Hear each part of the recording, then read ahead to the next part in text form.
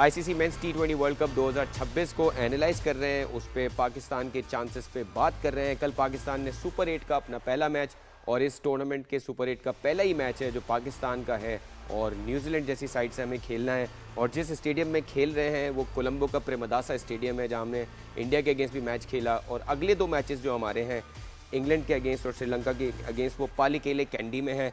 लेकिन अभी हम डिस्कशन करेंगे कि प्रेमदासा में अगर हम स्टैट्स देख रहे हैं तो टीम बैटिंग फर्स्ट वहाँ पे 4 बार जीती है और टीम बैटिंग सेकंड सिर्फ 1 बार जीती है। इसका मतलब ये है कि टॉस भी बड़ा इंपॉर्टेंट होगा। लेकिन हमें रिसेंटली ये देखा है कि हमारे कप्तान और हमारे कोच बिल्कुल ही डिफरेंट डिसीजन लेते हैं। जैसे इंडिया के मैच में भी ये स्टैट उनके सामने होगा, लेकिन उन्होंने फिर भी टॉस जीत के बैटिंग सेकंड करने का फैसला लिया, और उसका रीज़न ये बताया कि हम इंडिया से एशिया कप में तीनों मैचेस चेस करते हुए हारे थे। So I think now they must have realized कि इन्होंने कंडीशन देखनी है, बजाय इसके कि इंडिया के अगेंस्ट अपना रिकॉर्ड डिफरेंट ग्राउंड्स पे देखें। शोएब भाई, स्पेशली ग्राउंड को समझते हुए, आई एम श्योर आपने भी प्रेमदासा में खेला होगा किसी ज़माने में, सो एंड रिसेंटली जो ग्राउंड का स्ट्रक्चर और जो उसकी पिच की कंडीशन है, what do you say? I mean if we win the toss what should we do?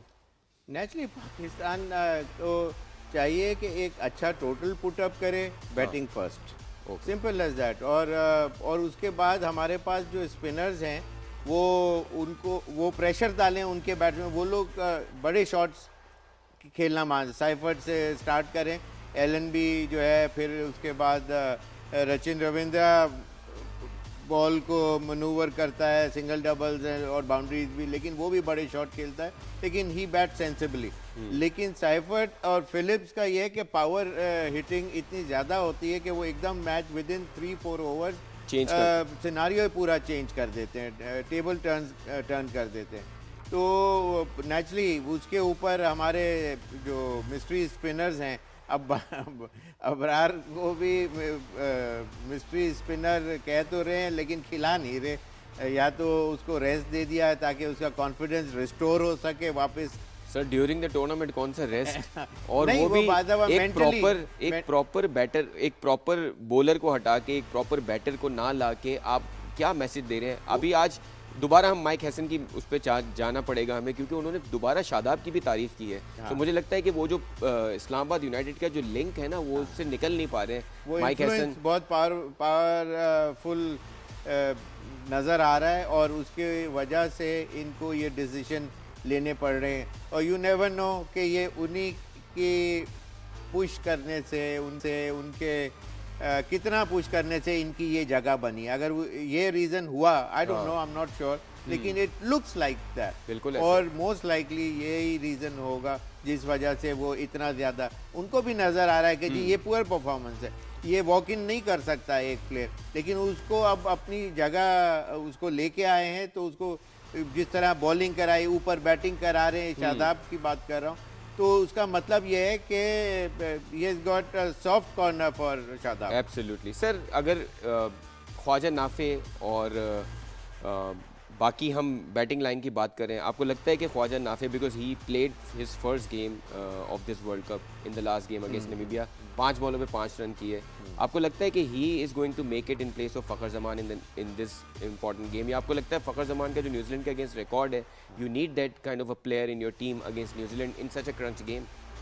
अब बिल्कुल उनकी क्वालिटी को आप कंपेयर नाफे से नहीं कर सकते, लेकिन नाफे, मैंने आपको पिछले प्रोग्राम में एक और चीज़ बताई थी, बाज़ दफ़ा पाकिस्तान टीम जो है वो ड्यूरिंग नेट्स जब आप खेल रहे होते हैं, तो उसमें कौन ज़्यादा अच्छा खेल रहा है, कौन फ्लुएंट नज़र आ रहा है, कौन वनरेबल नज़र आ रहा है, उसके ऊपर फिर टिक मार्क कर दिया जाता है। लेकिन अगर शोएब साहब को सेलेक्ट करना हो, शोएब मोहम्मद को अगर सेलेक्ट करना हो कि यार इसमें ख्वाजा नाफे या फ़खर जमान में से सेलेक्ट करें, who do you go with?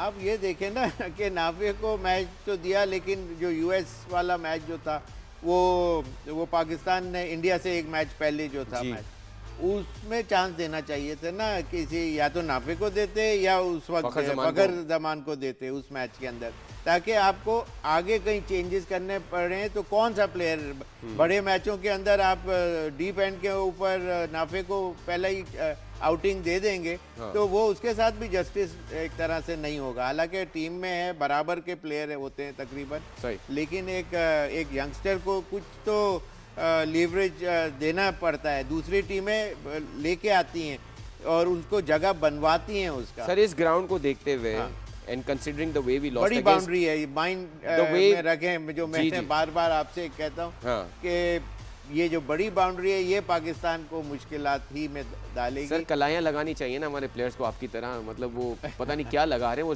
60 metre की बाउंड्री उनसे क्लियर होती है, उससे बड़ी होती नहीं। लेकिन coming back to Premadasa stadium, looking at the ground, looking at the way we lost to India and the way we have been performing so far, should Naseem Shah be in the team? या अगर मैं आपको कहूँ कि जो प्लेइंग 11 नमीबिया के against खेली है उसमें as Shoaib Mohammad as former selector क्या चेंजेस होनी चाहिए? जो सलमान मिर्जा इज देयर, आपको लगता है क्या चेंजेस होनी चाहिए? जो सलमान मिर्जा जो है वो तो सही है, वो तो होगा, वो तो होगा, वो अपनी जगह सही है। अब उसके अंदर स्पिनर को लाएं कि क्या नाम है, नसीम शाह को लेके आए, अबरार नसीम शाह, ये दोनों बैठे थे। हाँ, क्या लगता है? अब देखें, वो नसीम शाह के ऊपर they will be more comfortable, वो इस वजह से कि पेस बॉल को वो एक्स्ट्रा पेस जनरेट करने की every now and then Naseem Shah को किसकी जगह लाएंगे? फहीम अशरफ? वही बात है ना कि फहीम अशरफ तो बैटर एक जाता है और आपको एंड में बैट्समैन की जरूरत पड़ती है। आप ये देखें ना, 8 या 9 तो बैट्समैन डाल दिए थे पिछले मैच में। उस बैटर को आप 9वें नंबर के अलावा खिलाते नहीं है। एक मैच उसने नीदरलैंड के अगेंस्ट निकाल दिया, वो भी कैच छूटा। रे ऑफ होप जो है ना वो उनको ये दिलाती है कि हाँ जी अभी फहीम अशरफ भी है। लेकिन सर फिर फहीम अशरफ को यूटिलाइज करना चाहिए, हमें बॉलिंग में भी यूटिलाइज करना चाहिए। मुझे लगता है कि अगर आप फहीम अशरफ के साथ जाते हैं then use him as a all-rounder rather than a batter who will come at number 9 और वो बॉलिंग नहीं कराएगा, बिकॉज फिर उसकी यूटिलिटी नहीं दिखती है। असल में उसके ऊपर इसलिए चांस नहीं लेते, इतना ज़्यादा लेते रहे पिछले मैचों में कि उसकी पेस जो है वो बहुत जेंटल मीडियम पेस है, एक चीज़। दूसरी चीज़ ये कि थोड़ा बहुत स्विंग तो अपनी जगह है, लेकिन वो जब आप मारने के ऊपर आते हैं ना T20 फॉर्मेट में, तो वो स्विंग भी आपको नजर नहीं आती। नजर नहीं आने का मतलब है बल्ले में बॉल अच्छा आता है। श्रीलंका में हमने ये देखा है कि extreme pace is not useful. हम एशिया कप का फाइनल हारिस रऊफ के पेस पे आ रहे थे और वहाँ पे फहीम अशरफ अच्छी बॉलिंग कर रहे थे। तो लेकिन मुझे प्रॉब्लम ये है कि आपके कप्तान और कोच जो फहीम अशरफ एशिया कप के फाइनल में दूसरा ओवर भी अच्छा कराता है, जो 19वां ओवर भी अच्छा कराता है, उस पे उनको ट्रस्ट नहीं है। वो फैसल बात ये है कि वो अपने स्पिनर्स के ऊपर रिलाई ज़्यादा कर रहे होते हैं। अगर वो क्लिक नहीं करे तो फिर इसकी बारी। सर स्पिनर्स पे कहाँ रिलाई किया आपने? 20वां ओवर शाहीन शाह अफरीदी को दिया आपने, सलमान अली आगा के ओवर 2 पड़े थे, अगर उन्होंने अच्छे over. So it's not relying on. वो भी बात गलत है कि एक ही ओवर दे रहे हैं आप और वो 20वां ओवर दे रहे हैं फहीम अशरफ को, और उसका वो नहीं है। हालांकि